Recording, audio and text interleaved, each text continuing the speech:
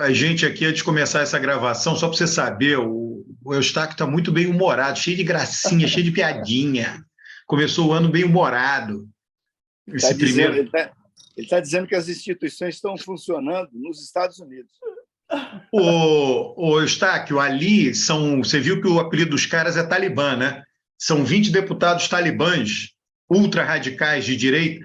Agora, o Partido Democrata é porque lá não tem centrão, né? O problema de lá é que lá não tem centrão. Se tivesse centrão, já estava escolhido o presidente da casa, o Arthur Lira deles, que certamente tem um monte de Arthur Lira lá, isso aqui não falta. Tem até um brasileiro que é estelionatário. Não, lá tem Arthur Lira pelo seguinte, porque tem um monte, porque o voto é distrital e o pork barrel, né, que é essa política clientelista, é uma coisa muito estudada, inclusive, lá. A ciência política estuda muito. É tudo na base de levar recurso para a base, enfim, para o distrito eleitoral, né? Então, eles são... Lá é o backbencher, né, que é o baixo clero, né? São aqueles deputados de fundo de plenário, né? Deputado vereador. Lá eles são bons nisso. Agora, Alberto, como é que você explica isso? É difícil, porque o certo, nesse momento... Ficar sem presidente da Câmara, os deputados novos nem tomaram posse ainda, né? Não pode. A primeira coisa estranha é essa. Você escolher o presidente da casa sem o plenário, sem o conjunto de deputados está constituído, está completo. Mas então, eu não sei o detalhe, tá, Rocha? Deve ser alguma filigrana. Nós somos semelhantes. Você não pode ter sessão sem ter o presidente, né? Porque a gente copiou essas instituições, esse detalhezinho de instituições, a gente saiu copiando, né? Então, assim, lá, eu acho que eles votam, né? Eu acho que o ato de posse é a votação, sei lá como é que é, a filigrana, o detalhe eu não sei. Mas você só pode ter sessão depois de ter a mesa da Câmara eleita, né? Como aqui. Não, mas aqui, Alberto, no dia, sei lá, no primeiro dia da legislatura... É 1º de fevereiro. Todos os deputados tomam posse. Sim, mas aí tem que votar a mesa da Câmara no mesmo dia. Mas o que o Rocha está falando é que nos Estados Unidos os caras não tomaram posse. Mas eu imagino que eles votem o presidente da Câmara. É exatamente o problema, agora está sendo esse. Apesar de não tomar posse, eles escolhem o presidente da Câmara. Você entendeu? É por isso que não tem maioria. É um presidente da Câmara que vai ser eleito por deputado com um mandato vencido. Não. O mandato não está vencido, porque o problema é esse, porque agora você tem a maioria republicana, então o presidente terá que ser republicano. Só que é isso que é interessante. Antes de tomar posse, eles votam. Entendeu? Aí, constituída a mesa da Câmara, você eles não vão poder ter sessão legislativa enquanto não resolverem esse imbróglio. Assim, isso está mal explicado, por quê? Porque a mídia está dizendo, certo, que os republicanos têm maioria. Eles têm maioria na nova composição da Câmara. Mas a nova composição, se tu somar os votos, eles têm a maioria dos votos. Só que eles se dividem em um monte de pedacinhos. Agora, para mim, o que é mais escandaloso é que eles votam em pessoas que nem são da legislatura. Assim, eles votam... Cada um tem sua idiosincrasia, Márcia. Não é que seja escandaloso, são idiosincrasias locais. Na França, o cara acumula mandato, é prefeito e deputado. Né? Todo o sistema tem... Roberto, o que eu estou dizendo é o seguinte, aqui o ministro está ligado à milícia. Cada país tem sua idiosincrasia. Mas lá, é o seguinte, o que eu estou dizendo é o seguinte, é que a composição anterior, a maioria era democrata, certo? Na composição nova, a maioria é republicana.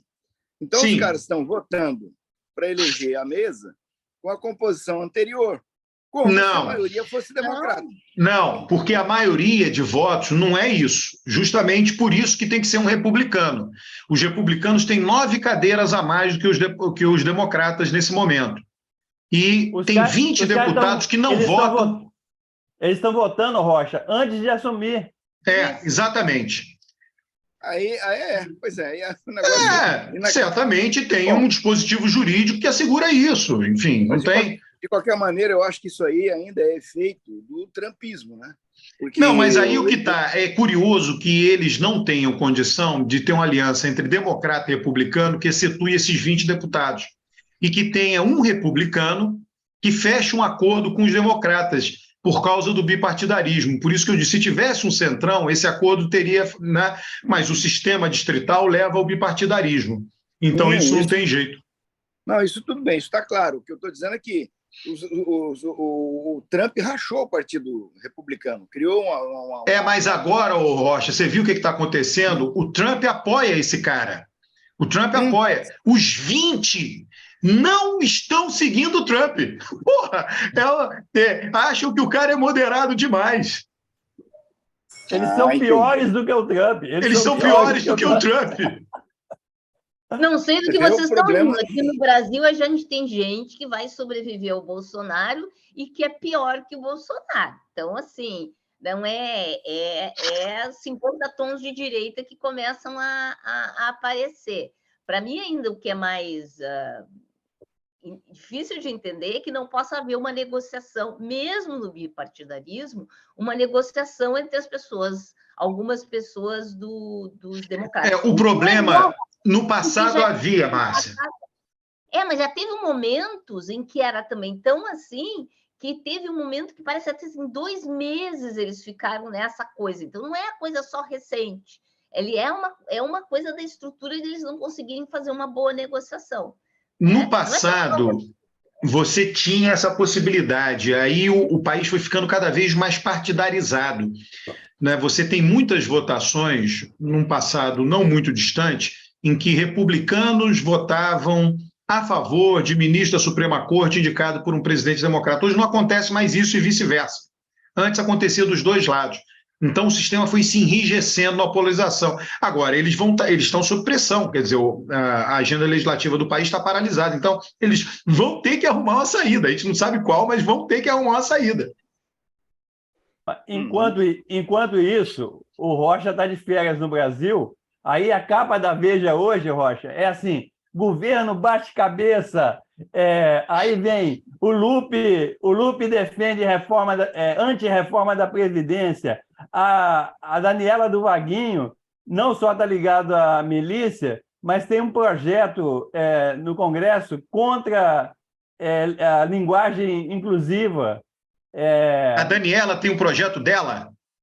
Ela com outra deputada, com outro deputado do PL, né? Contra a ideologia de gênero, esse negócio todo, né? E aí vai, né? Um punhado de casos. Ou seja, no Brasil é o contrário. Você tem um centrão, você tem um acordão e depois você começa a bater a cabeça logo no começo. Mas é o seguinte, eu comecei a falar disso no meu Twitter há uns 10 dias atrás. 10 não, porque não tem 10 dias de governo, né? Pelo menos uns 5 dias atrás, eu já estava falando disso. Eu estava falando disso, inclusive, antes do governo tomar posse. Porque, normalmente, o que acontece no Brasil é que, quando um governo ganha, um governador, um prefeito, um presidente ganha eleição, usualmente, você dá um refresco para o cara de uns 100 dias, 6 meses, né? Para o sujeito poder se organizar e começar a governar. Né? E com o governo Lula, eles já começaram a fazer oposição antes dele assumir. E agora, na hora que o governo assume, a mídia, uma parte da mídia, começou a bater no governo, assim, de maneira deslocada, inclusive. Né? Não, mas aí, Rocha... Não vamos comentar a mídia, não, Rocha. Vamos comentar o governo.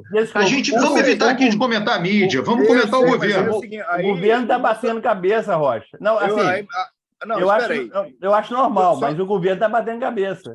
Só um instante. É o seguinte, que o governo está dando umas batidas de cabeça, está claro. O que eu estou reclamando, né, e a reclamação mesmo, é da impaciência da mídia com a bateção de cabeça de governo no começo. Todo governo bate cabeça no começo. Né? Você pegar o começo do governo do Bolsonaro, ninguém falava. Mas, Rocha, vamos evitar de ser comentarista da mídia. Vamos comentar o governo, que a gente está sabendo o que está acontecendo. Não, mas só para dizer, ontem eu falei para um jornalista o seguinte, se o Bolsonaro tivesse ganho a eleição, a gente estava discutindo democracia agora. Como foi o Lula que ganhou a eleição, nós estamos discutindo economia. Quer dizer, agora o governo faz bobagem, né?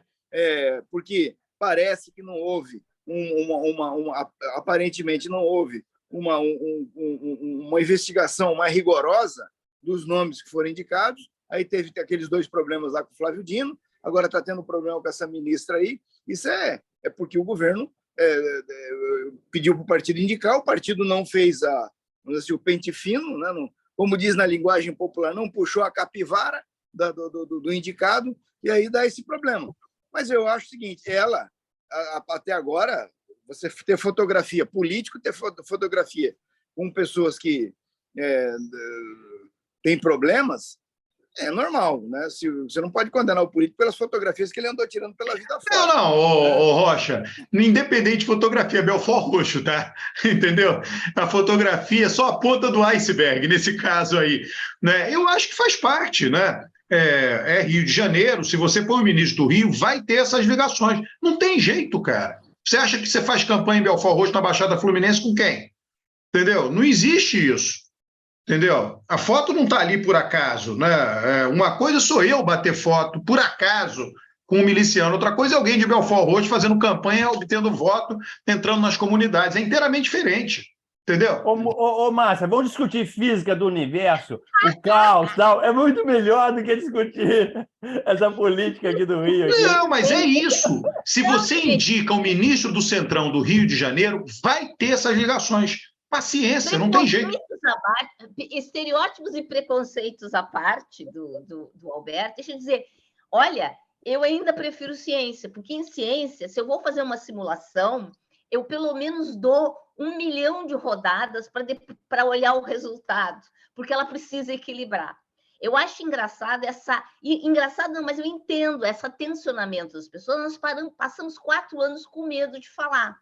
Agora que a gente pode falar, a gente está querendo falar desesperadoramente antes de ter conteúdos concretos. Nós, as pessoas, nós estamos olhando para esse governo... Eu não tive medo nenhum de falar, não. Eu disse o tempo inteiro que as instituições estavam funcionando e continuei falando. Então, eu estou na mesma. Eu estou na mesma.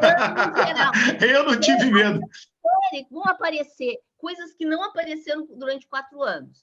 Vão aparecer greves, já tem movimentos aí fazendo reclamativas que não foram atendidos. Em 5 dias não me atenderam o meu movimento.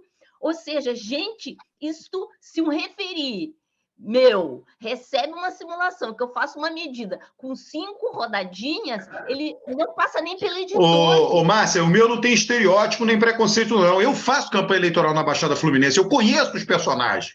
Eu sei, eu conheço, eu frequento a residência deles, eu sei como funciona. Né? Eu sei como é assim que funciona. Inclusive, eles matam os adversários políticos. Roberto, eu estou esperando ações. Eu sou a pessoa que vai lá assim, olha, tu foi eleito fazer não sei o quê, eu te dou um benefício da dúvida, tu vai fazer. Eu quero olhar o que essas pessoas... Eu não tenho dúvida. E acho que tem que continuar ministro com ligação com milícia mesmo. Eu não tenho dúvida nenhuma. Ô, Márcia, você falou um negócio, deixa eu só confirmar o que você está falando. Eu comecei falando exatamente disso, que não estão dando 6 meses, não estão dando nem 5 dias para o governo do Lula. Mas é o seguinte, mas tudo bem. Eu ontem fui procurado por uma pessoa, consultado como advogado, e aí eu achei engraçadíssimo, porque o governo Bolsonaro editou uma medida que prejudica um setor inteiro, né? Só que lá atrás, quando o Bolsonaro editou a medida, ninguém falou nada. Eles ficaram quietos. Eles não entraram com ação, porque a medida é flagrantemente inconstitucional. Qual medida foi, Rocha? Não posso falar aqui. Mas é o seguinte, a medida é flagrantemente inconstitucional. Tá? Mas não é pública a medida? Não, mas como ele me consultou, eu não posso entregar o cliente assim. Aí a medida era flagrantemente inconstitucional, mas ninguém falou nada. Eu falei, mas por que vocês não entraram com ação no Supremo, pô? Aí o cara falou, nós não entramos com ação no Supremo com medo de retaliação, né? Com medo do governo retalhar, com medo do governo, Bolsonaro e tal. Aí é o seguinte, eu falei, tá, mas agora vocês não têm medo? Não, agora com o Lula a gente não tem medo. Nós vamos questionar a medida no Supremo. Entendeu? É isso. Gente, às vezes eu olho no meu entorno e penso assim, eu sou do tempo lá da ditadura. Eu olho, se eu, quando era estudante, tivesse o espírito dessa nova geração que está se posicionando, seja na mídia, nas universidades, a ditadura ainda estava aí. Exato. Tá? Mas é o seguinte, ô Márcia, é o seguinte, há uma demanda reprimida. há uma demanda reprimida nos movimentos, entendeu? Eles ficaram 4 anos sem coragem de fazer as coisas. Agora, não me ouviram, porque eu chamei a atenção, não tem que ter medo, não, tem que seguir lá, porque não vai acontecer nada. E quem seguiu não aconteceu. É o meu exemplo, por exemplo. Exatamente.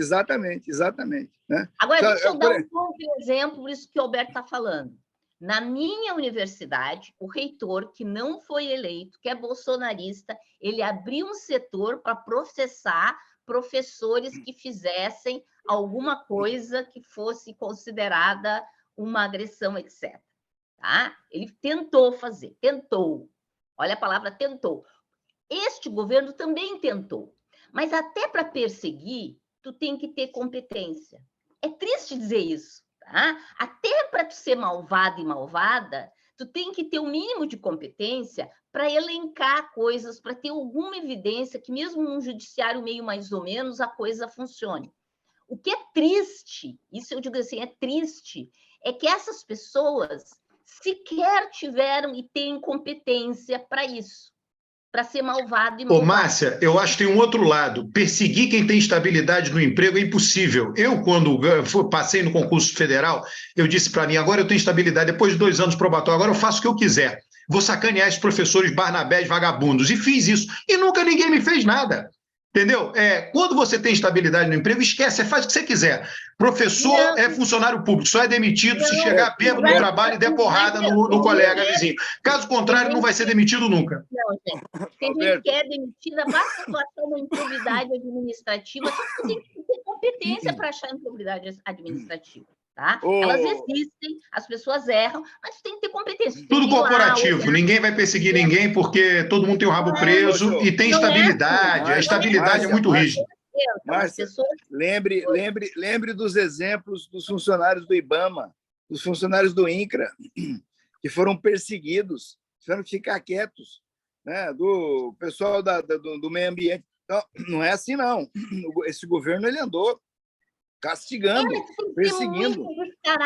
Assim, eles não conseguiram fazer isso macroscopicamente. Tá? Não conseguem, só conseguem em pequenas áreas, né, e de forma... Por que isso? A gente vive em um lugar que as instituições funcionam. Não pode rir, não, Eustáquio. Não ri aí. Olha, eu defendo Daniela do Vaguinho no Ministério. Ela representa o Brasil. E a gente sabe das ligações dela. Não tem problema nenhum. Faz parte. É isso. Eu quero concordar com você, só complementar. As instituições estão funcionando mal e porcamente. De acordo com os seus valores. Você julga as instituições com os seus valores. É um julgamento egoísta. É egoísta. Vamos nos preparar para o seguinte. Há uma demanda reprimida por manifestação, por grito na sociedade, por expressão, né?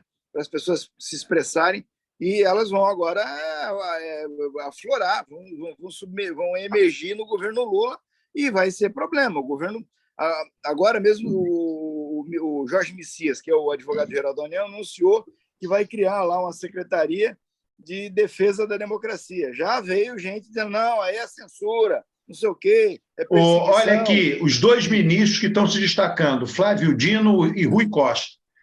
Não por acaso ex-governadores, já começaram muito bem. A experiência de ex-governadores de 8 anos, né? Então, isso daí não acontece por acaso.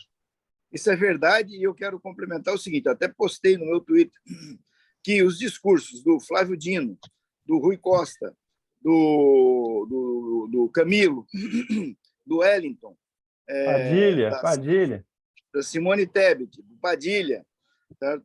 Aí você vai elencando esses caras e pegando os que estão mais à esquerda. E aí eu disse o seguinte, e fora do governo ainda tem o Boulos e a Gleisi. Então, a esquerda nunca teve tão bem. Eu acho, Rocha, eu acho muito feio da Simone Tebet fazer um discurso chamando a atenção de divergência. Eu acho de uma infantilidade política total. Né? Você começa a conversa, é uma conversinha ruim. Eu chego aqui, estou dentro do governo, por que eu vou fazer um discurso de posse dizendo que tem divergência? Francamente, né? Eu acho ridículo, absolutamente ridículo. Não, Alberto, mas ela chamou atenção para a questão que esse quer um governo de frente ampla. Então, ela buscou ali... Sabe, não precisa chamar atenção. Eu vou chamar atenção que você é um demógrafo. Todo mundo sabe, porra, cara. Não, mas ela quis dizer o seguinte, ó, eu sou liberal e estou num governo petista. É isso que ela quis dizer. Precisa, é que nem a Dilma dizendo que era mulher. Precisa dizer, o Obama nunca disse que era negro. Você não precisa, parece que a posição está mal guardada, entendeu? Francamente, assim, não precisa. Eu acho que ela, nesse aspecto, realmente, eu não... Mas, assim, ela optou por isso, né? Acho que ela podia ter sido mais... realçar mais as unidades. Claro, começou com a conversa ruim. Está dentro do governo, tem um carimbo de Lula na testa, acabou, entendeu? Gente, isso de conversa, para mim, não cola. Eu quero ver ações. E já vi algumas ações. Quem é que está fazendo? Eu estou só monitorando o que as pessoas estão fazendo. O Flávio Dino já está fazendo, inclusive mandando Força Nacional aqui para a região de Santa Catarina para arrumar aqui para a Amazônia, e aí eu vejo um dedinho de Marina Silva. Marina Silva já começou enchendo o cofre do governo, com doações, voltando a gente aqui a receber doações, e vai começar a trabalhar nesse sentido. Marina Silva está calando a boca do Alberto. A fadinha, está fazendo milagre na floresta. Não é mais fadinha. Ela é dos povos do ar, moderniza, Alberto. É os povos do ar. A roupa dela é igualzinha, tá, aos avatares do povos do ar. Então, assim, e tudo bem, porque eles são super poderosos, né? E eles manipulam o ar, então a gente vai ter que conseguir manipular o ar para conseguir ter um ar mais limpo. E aí essa é a função dela, e ela já conseguiu, ela nem está gastando, ela está recebendo dinheiro. Então, estamos muito bem. Agora eu quero ver ação, eu quero ver passar desse... E a gente tem que dar um tempo para ter ação. Desse momento de promessas e de falas para um momento em que se concretizem ações reais.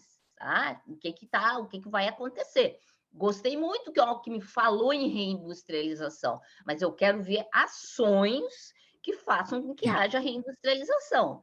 Gostei muito da Luciana ter falado que a CEITEC vai continuar existindo e que nós vamos ter o aumento do valor das bolsas dos estudantes de pós-graduação, mas eu quero ver esse aumento na conta bancária e quero ver qual é o projeto que ela vai apoiar para a CEITEC voltar a funcionar no momento que ela perdeu um monte de pessoas que foram embora porque ficaram desempregadas. Então, assim, ó, gente, temos que aprender a monitorar ações e não só conversinha entre eles. E temos que dar um tempo para isso.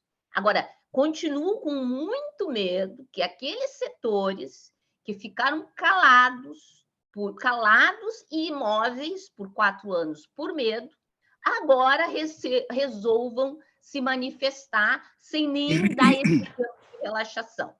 Então, acho que é bem importante a gente... Vamos nos manifestar, mas vamos dar um tempo para as pessoas reagirem. Vamos tentar conversar e vamos tentar reagir adequadamente, né? Com relação a isso. Estou monitorando muito o movimento dos entregadores, que por 4 anos ficaram calados. Por 4 não, por 6, porque lá desde o tempo nós tínhamos um problema com isso. E quero ver qual vai ser, então, bastante contundentes, qual vai ser esse nível de diálogo. E acho que um governo minimamente inteligente consiga, vamos dizer, navegar nisso tudo com esses vínculos dessa cupinização, né, de toda a estrutura governamental, para não falar do Palácio da Alvorada. Ô, Rocha, você acha que foi jogo combinado o Haddad dizer, olha, vamos revogar a desoneração do combustível, e o Lula dizer, não vai revogar coisa nenhuma, vai ser mantido. Isso foi jogo combinado ou o Haddad deu a declaração? Eu não sei, eu acho que combinado não foi, não. Porque se tivesse sido combinado, teria sido diferente, né? O Haddad teria sido mais explícito em dizer para o governo não renovar, porque, assim, quando eu olhei isso a primeira vez, o que veio à minha mente foi o seguinte: não, o governo novo está pedindo para o governo velho não renovar, por quê? Porque é melhor o Lula assinar a medida de prorrogação do que o Bolsonaro, né? Porque isso aí é um benefício. Então, quem tem que dar o benefício é quem, né? Então, quem ganha a eleição. Então, eu raciocinei o seguinte: olha, o Haddad pediu para o governo não renovar, que a ideia é que o Lula faça isso no começo do governo. Me parecia óbvio, ululante, né, pelo menos para mim, que isso tinha que ser renovado, né, até o governo achar o buraco. Mas eu acho que isso deveria ser mantido, viu? É muito bom você ter menos imposto sobre combustível. Eu achava que isso... Tudo bem. Menos imposto sobre combustível fóssil tem um problema ambiental enorme, né? E a gente tem de fazer esforço para investir em energias renováveis. Mas isso daí tem um efeito inflacionário, não é isso, Eustáquio? Mas aí você tem de controlar de outro jeito. Tudo bem, mas tem que investir em energia. Essa é uma discussão, Eustáquio, que você vai ter que ter agora. Mas aí depois de você renovar. Não renovar não me parecia, sem ter uma alternativa. Seria um choque inflacionário no primeiro mês do governo, seria uma loucura. Exatamente. Então, olha, eu viajei ontem, eu vim lá de São José do Rio Preto para o Rio, tinha posto cobrando, porque em São Paulo a gasolina é bem mais barata do que no Rio. Tinha posto cobrando quase R$6, aí tinha posto cobrando R$5, e eu cheguei a pôr gasolina em posto bom, cobrando R$4,45. Sim, mas esse é o efeito. Aí teve um posto que a gasolina dava pouco, o preço era muito grande, aí nós pusemos só R$50. Aí nós falamos assim, nós vamos denunciar o posto, porque o Flávio Dino está dizendo para denunciar que ia aumentar a gasolina. Aí me dá a nota aí. A moça ficou preocupada que nós falamos que a gente ia denunciar o posto para o Flávio Dino. Então é o seguinte, mas, enfim, essa discussão toda que você está colocando, ela vai se dar agora, mas ela tem que se dar num ambiente de tranquilidade, de calma, das coisas assentadas. Então, tinha que prorrogar. Agora, eu acho que houve aí, talvez, uma desconexão, certo? Na forma, né? Porque o Haddad deixou a impressão de que a equipe dele e ele eram contra a prorrogação, né? Uma coisa é você ser contra a prorrogação, outra coisa é você pedir para o velho governo deixar para o novo governo decidir, né? Isso é uma outra questão. E aí vem o Lula e fala, não, tem que prorrogar, e aí fica a impressão de que o Haddad teve uma derrota, como descreveu a mídia, né? O Haddad foi derrotado, sofreu a primeira derrota. Quer dizer, uma coisa, assim, eu achei meio sem fundamento, né? Mas isso que a Márcia falou, que a gente tem de cobrar ação, né? Por exemplo, isso que a Márcia falou, que o Alckmin falou de reindustrialização. A gente tem que reindustrializar o Brasil, mas num outro patamar, não é na reindustrialização do governo Geisel. Não é isso que a gente quer fazer. Então, por exemplo, energias renováveis. Você pode reindustrializar o Brasil com energias renováveis, né? E fazer da Petrobras uma empresa de energia, né? Energibras, e não Petrobras, né? Só de mudar o nome da Petrobras, você vai ter muita resistência porque as pessoas estão apegadas a combustível fóssil, né?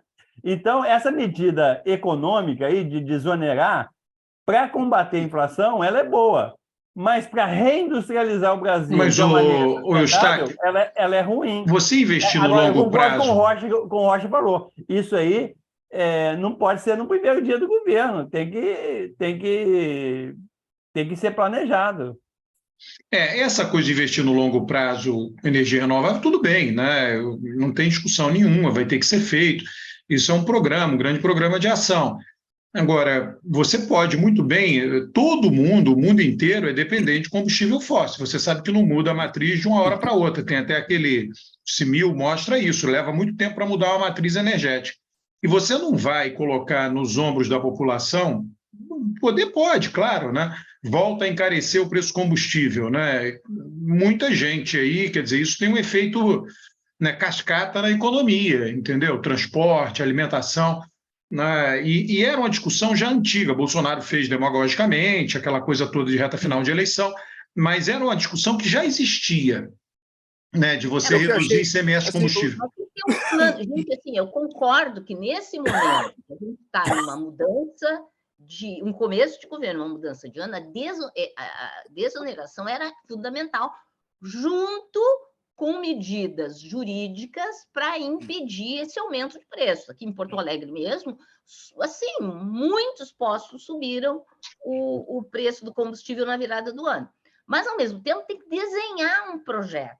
Tá? E aí não é só a parte do setor industrial do Alckmin, mas ele tem que ser uma conversa, né? Então, vai ter que ter conversa setor industrial, setor do meio ambiente, setor agrícola, para pensar como é que a gente redesenha a nossa matriz econômica e produtiva de maneira a ter uma visão de uma política de crescimento industrial e tecnológica para o futuro e não ficar produzindo commoditiezinha e sim agregar valor, não vender boi inteiro, como o Brasil está fazendo, tá? Mas já produto beneficiado. E como é que a gente faz isso com uma redução do custo energético? Isso é um plano. Isso não é um plano para um mês, gente, mas é um plano que tem que ser apresentado. Olha, esse aqui é o plano que a gente está estabelecendo, esse aqui são as metas. E eu tenho um pouco de expectativa de que a Simone um pouco pense nisso, né? De como é que nós vamos fazer. Assim, a minha única expectativa é dela conseguir colocar essa visão liberal dela para ajudar a fazer uma costura que seja uma costura como ela diz que defende o meio ambiente, como ela diz que defende os setores sociais, de dentro do mundo capitalista, porque nós não deixamos de ser capitalista, fazer um desenho que contemple esses diferentes atores. Isso é uma expectativa, porque eu ainda não vi nada de concreto sendo feito a esse respeito. Vai levar um tempo, essa equipe vai ter que se conversar e daí tem que emergir planos de ação e ações concretas, mas, por favor, temos que dar um tempo para as pessoas funcionarem, porque neste momento eu acho que o pessoal está fazendo é colocar gimo em todas as instituições, porque eles deixaram completamente cupinizado os diferentes setores de Brasília. Tem que reconstruir coisas. Né? Com todo respeito aos cupins, né? Com todo respeito aos cupins. Eu acho que relevante mesmo aí, que essa capa da Veja aí, essa de que o governo está tropeçando e tal, eu acho que o tropeço mais relevante foi aquele tropeço que mexeu com a questão do saneamento. Né? Foi. Ali eu achei sério, né, o tropeço. Alguém deve ter passado do ponto, se apressado, e eu acho que daí prejudicou lá a redação da medida e tal.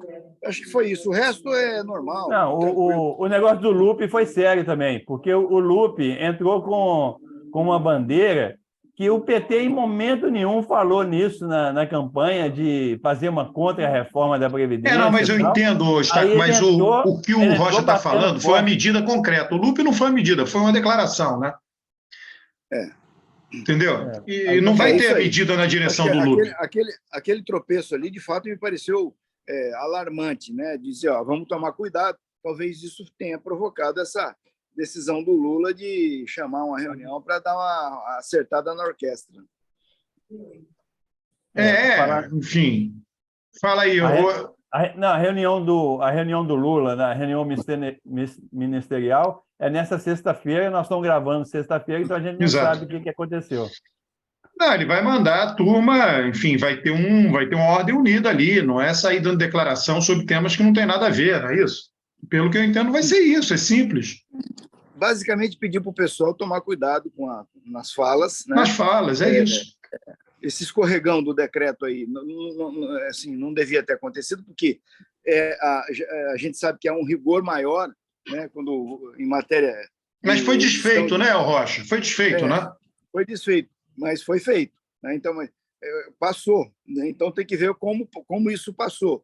Né? Porque tem um rigor ali, tem um controle. Né?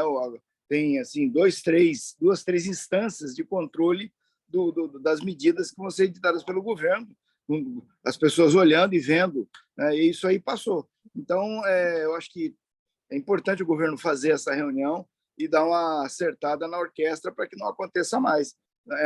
Agora, o saldo final, para mim, disso tudo, o governo terminou a eleição, anunciou o resultado, certo? Aí começa o processo de transição. Aí vem a imprensa dizendo que o governo Lula estava sem articulação no Congresso. né, que não estava batendo cabeça, que faltava alguém para comandar a articulação, não sei o quê e tal. Aí o governo vem e consegue aprovar a PEC, né, do Bolsa Família, certo?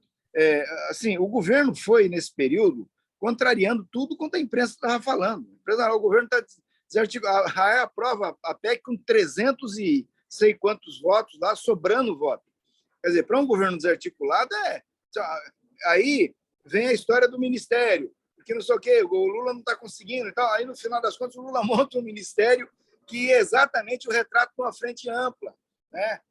Contrariando o que a mídia estava preconizando. O Rocha, tem menos ministros do PT do que no início dos dois governos anteriores. No início dos dois governos anteriores, eram 34 ministérios, tinham 16 do PT. Agora são 37 ministérios, tem 10 do PT. Então, ele ampliou bastante, diminuiu, né, a força do PT dentro do ministério. Né, e isso daí, para mim, é interessante. Né? Eu acho que é um aprendizado importante de Lula, entendeu? Ele sabe que, para ter a maioria parlamentar, não adianta, né, o PT ficar desproporcionalmente muito grande. Né? Maior, tudo bem. E agora estão falando aí que o União Brasil não vai entregar os votos. Vai entregar uma parte, né? Mas é o seguinte, todo mundo sabe disso. Nem o MDB, acho que só o PT, o PCdoB e o PSOL entregam, né, os votos que prometem. O resto não entrega. Né? Esse tipo de coisa acontece dos dois lados. A Flávia Arruda abraçou o Lula e deu uma confusão inteira lá do lado do Bolsonaro. Teve leitura labial. Você viu a leitura labial? Não vi. Não, ela disse, estamos juntos. Estamos juntos. A leitura labial dela foi ótima. Estou com o senhor, sei lá, uma coisa assim. Então é o seguinte, é isso aí. O governo foi bem, fez a tarefa de casa com louvor. Eu estou animado com esse resultado, porque foi um bom resultado. Se você olhar e fizer o balanço, desde o dia que anunciou o resultado da eleição até agora, o governo cumpriu à risca o que estabeleceu, o que prometeu nas falas durante a campanha. E agora acho que vai executar.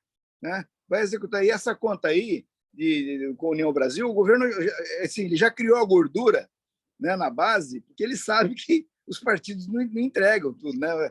Tem muito deputado que vai ser contrariado, não vai ter o cargo que queria, não vai ter a função que queria. É uma confusão. Né? Agora começa essa coisa de composição do terceiro escalão e do segundo escalão, do que restou do segundo escalão, e é uma pancadaria, viu? Não é fácil, não. A Gleisi e o Padilha estão pelo PT e os outros presidentes dos outros partidos, os caras vão brigar com faca nos dentes para preencher, para ocupar esses espaços. Né?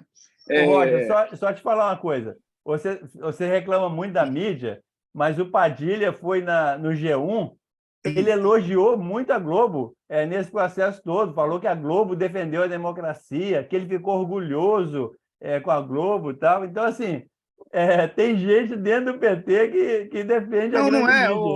Eustáquio, ele é ministro, ele tem que ir lá e fazer isso mesmo, entendeu? É papel. Ele é ministro, entendeu? Quem não está lá no ministério é que tem que fazer o serviço, tem que cobrar. Né? Assim, eu tenho uma opinião em relação à Globo, que é de reconhecer que a Globo é um dos maiores conglomerados de comunicação do mundo, dos mais eficientes, dos mais estruturados. A Globo é uma coisa fantástica. Né?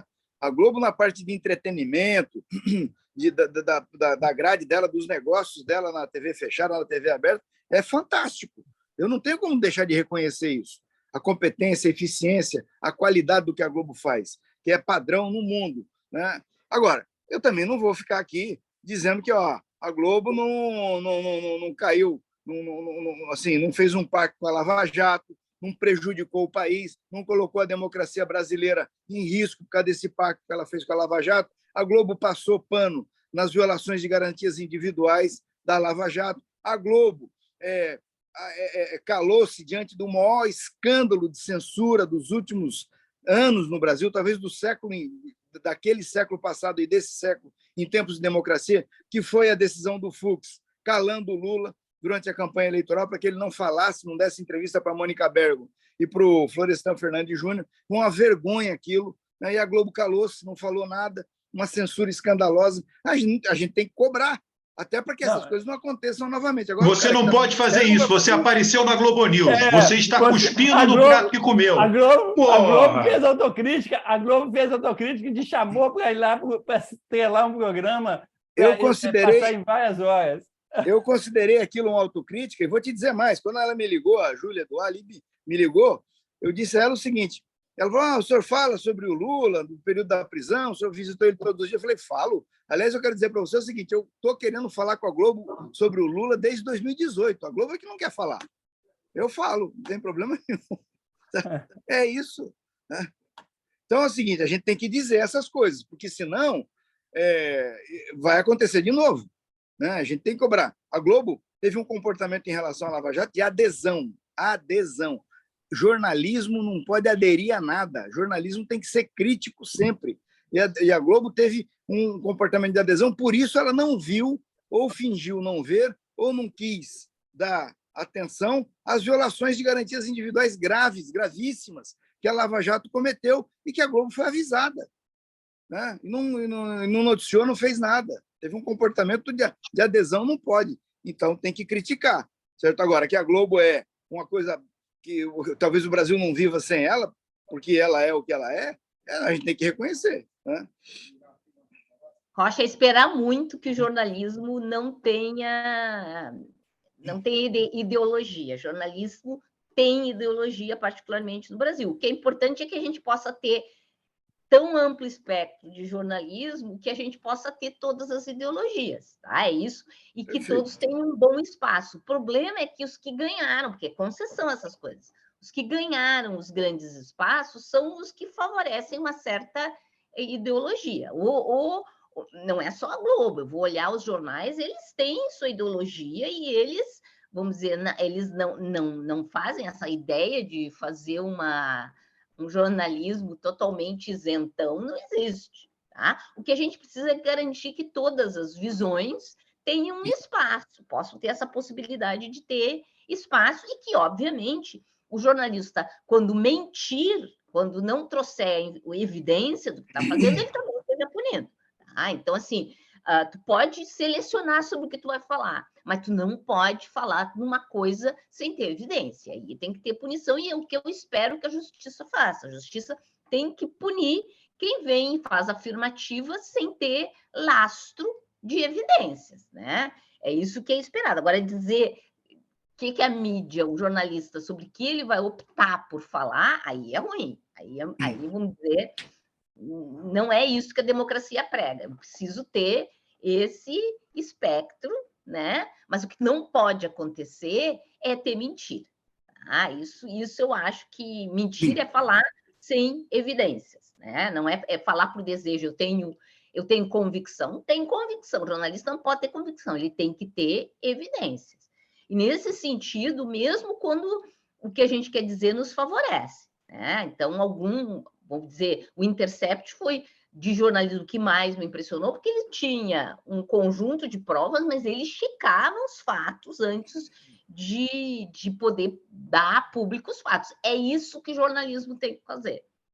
Mas a Globo não fez o que o Intercept fez por causa da posição ideológica dela. Eu acho legítimo que ela tenha a posição ideológica dela, mas ela não pode se omitir diante do fato. Não é? Eu acho que é mais complicado que isso. Eu acho que hoje existe uma confusão entre entretenimento, que é ficção, e jornalismo. Tá? Então, tem pessoas se formando como jornalistas, ou se dizendo como jornalistas, que, na verdade, fazem ficção, fazem entretenimento. Elas não têm a competência de ir atrás do fato, porque isso, gente, buscar evidência dá muito trabalho. É muito mais fácil tu fazer ficção do que tu ter que ir atrás da prova, conversar com quem conversou. Isso dá muito trabalho. É muito mais fácil tu conversar com alguém que te garante que aquilo é verdade e tu fazer ficção. Então, eu diria que a Globo é um excelente meio de ficção. Tá? Jornalismo, para mim, é outra coisa. Tá? Jornalismo é o que o Intercept faz. Tá? Isso é jornalismo. Globo, ficção. E hoje em dia, a Folha, que eu achava que fazia jornalismo, já está migrando para o ramo da ficção. Tá? Com gente que escreve muito bem em ficção, que nem a Globo, mas estão migrando lentamente para o ramo de fazer uma ficção bem escrita, mas estão começando a fazer ficção. Ô, Roberto, eu queria falar de 3 coisinhas que aconteceram no mundo e para a gente lembrar os 3 anos. Tá fechado o seu... Vamos caminhar para o final nessas 3 coisinhas. Já estamos, né, para ficar abaixo de 1 hora. A primeira coisa é que hoje saiu os dados da FAO sobre o preço dos alimentos. E o preço dos alimentos está caindo e já voltou para o nível do pré-guerra da Ucrânia, né? Mas fechou o ano agora de 2022, e é o preço, o índice de preço da FAO, né? Que ela acompanha há mais de 60 anos, é o maior índice da história. Quer dizer, nunca o preço dos alimentos, na média de um ano, né, foi tão alto quanto no ano passado. Tá? O outro momento que teve preço tão alto foi na época de 73, 74, na guerra do Yom Kippur, foi uma guerra também, a OPEP fez o boicote do petróleo, etc., o preço dos alimentos subiu muito. Então, quer dizer, quando tem guerra, o preço de alimentos sobe. Então, é só para registrar o seguinte, que o preço dos alimentos está caindo agora no final do ano, início desse ano, mas ele é o maior da história, né, de 2022. A outra coisa é a Covid, que há 3 anos atrás a gente já estava falando aqui da Covid e nós estamos completando de 3 anos no Brasil, né? Tá chegando em fevereiro, foram os primeiros casos que aconteceram no Brasil. Nós estamos chegando a 700 mil mortes, até fevereiro a gente deve chegar nos 700, é o número oficial, né? Provavelmente esse número tenha sido maior. E existia toda uma expectativa aí se ia ter uma nova explosão por causa do negócio da China, etc.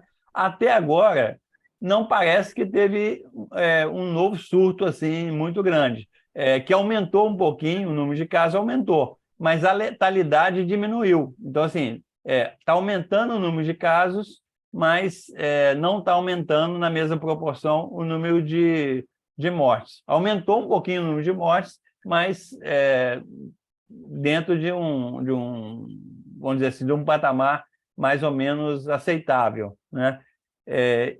E a outra coisa que eu queria falar, que eu comecei a falar na semana passada, sobre as novas projeções do IBGE, né? O IBGE soltou os dados de população para todos os municípios, porque, por lei, ele tem que fazer isso em dezembro, para o TCU fazer o cálculo... O Eustáquio, está tendo questionamento do número geral, né? Inclusive dentro do próprio IBGE. Qual o seu comentário sobre isso? Não, eu dei declaração para todo mundo aí, para a BBC, para o Jornal Valor, etc., sobre isso. A questão é a seguinte, o censo não terminou ainda. O que o IBGE fez agora em dezembro foi por isso que chama prévia do censo 2022, tá? Que deu 207,8 milhões de habitantes. A estimativa de 2018 estava dando 215. Eu já tinha escrito artigo há muito tempo dizendo o seguinte, 215 nós não vamos chegar de jeito nenhum, né? Porque teve a pandemia, porque a fecundidade já tinha caído, etc. Tal. Esse número de 215 estava exagerado. Mas esse número de 207,8 eu acho pequeno. Ele não é complicado. Se você somar, é o seguinte, o que eu fiz? Eu peguei o dado de 2010 e somei a quantidade de nascimentos que aconteceu no Brasil no período pelo Ministério da Saúde, pelo SINASC, e diminuí o número de mortes pelo SIM, também do Ministério da Saúde. Então, quando você faz essa conta, dá 209 e poucos milhões de habitantes. Tá? Se você considerar que existia uma subnumeração do censo 2010, essa conta vai para 212. Então, na minha conta, eu dei declaração aí nessa matéria que você falou da BBC, a minha conta é entre 209 e 212 milhões.